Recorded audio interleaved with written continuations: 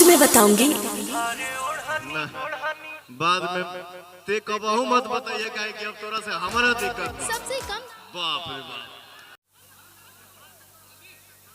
देखिए मैंने क्या बोला, 15-20 साल के सफर में ना ये पहली लड़की है जो पहला बार मेरे साथ इतना खुल के काम की। और रुक रे, और पता नहीं क्या इंग्लिश में बोले जा रही है कान में, हम पढ़े लिखे तो है नहीं भैया, लेकिन इतना प्यार से ये बोली कान में, सुनो सुनो तुम जब 14 साल के थे तो मैं 15 साल की थी। सुन हमके जल्दी केहू तुम ना करे, लेकिन चलते बंगाल के आवे, बंगाल में हमार जन्म भइल बा। हाँ तुम मैं हिंदी सॉरी मैं भोजपुरी नहीं बोल सकती, मैं इनकी बहुत बड़ी फैन हूँ। I love Pawan Singh.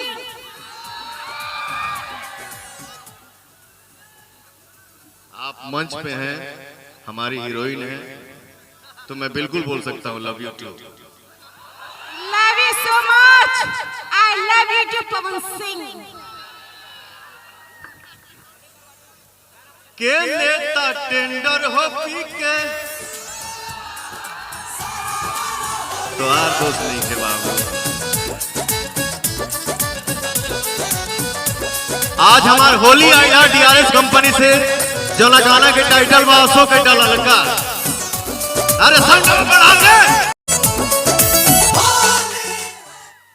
अरे बेटा थैंक यू।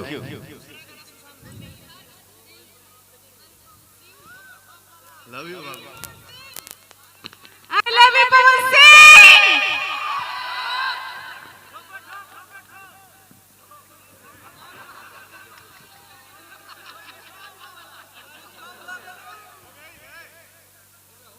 अरे ठीक बाप पगला, हमहू अपने ननिहाल आइल बानी।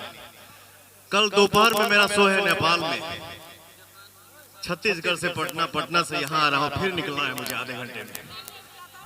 हाँ हाँ थैंक यू। हाँ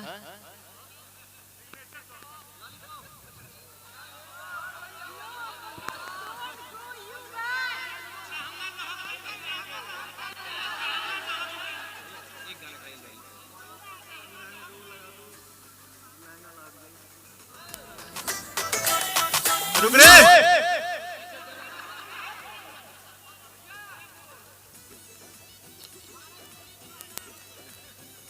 कारे विकसवा,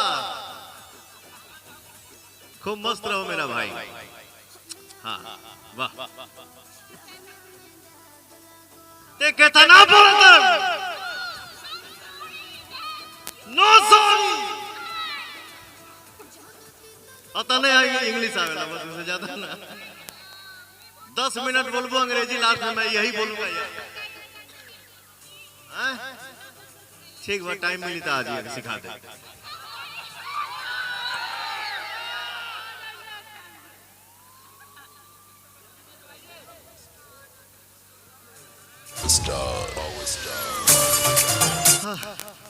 हो गई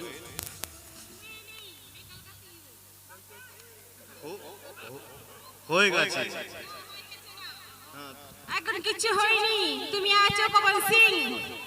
I love you Pawan Singh. आज कुछ हो कर सकेले, ठीक ना, हमके भागे के परी ममहर में इज्जत बचा के एकरा से। लेकिन अभी होली के माहौल चलता और मैं इस खुशी के माहौल में आया हूं। एक बात आप लोगों को यहां मैं बताऊंगा, टी सीरीज कंपनी से होली बीतते ही हमारा एक गाना आने वाला है, सैड सॉन्ग, जिसका नाम है तुम्हारे सिवा। ये गाना आप लोग देखिएगा और अपने भाई को जरूर आशीर्वाद दीजिएगा और दुआ में जरूर बोलिएगा कि भोजपुरी से हिंदी बट मेरा भाई वो करता चले जिससे लेवल चेंज होते रहे। कहो भैया, हो ना।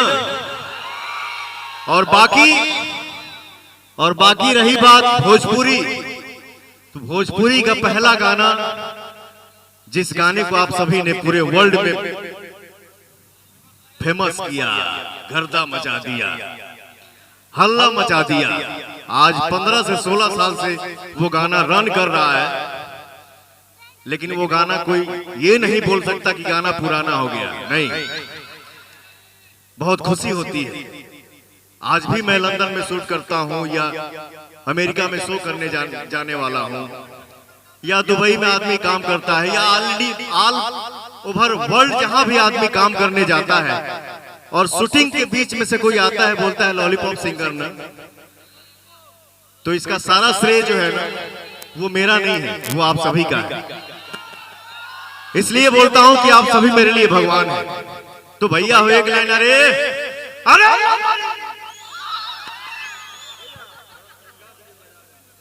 हर तू लगा जब लिपस्टिक हिले यारा डिस्ट्रिक्ट, तू लगा जब लिपस्टिक हिले यारा डिस्ट्रिक्ट, जिला टॉप लागे, मत बजाओ रे हो, जिला टॉप लागेलू,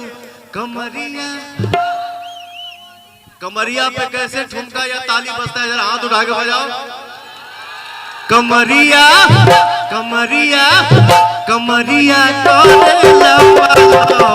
लॉलीपॉप लागेलू, कमरिया लॉलीपॉप लागेलू,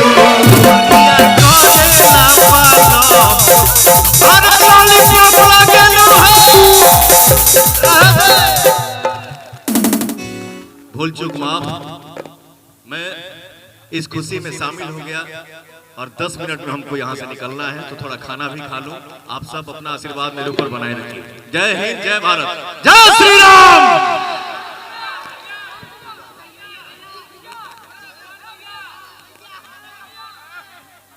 तो भाई सिंगर आए हैं यहाँ पे, नागेंद्र उजाला, बलराम संगम, हमारे दोनों भाइयों को आप सब बहुत सारा प्यार दीजिए। Thank you so much. जय हो। ब्रिजेश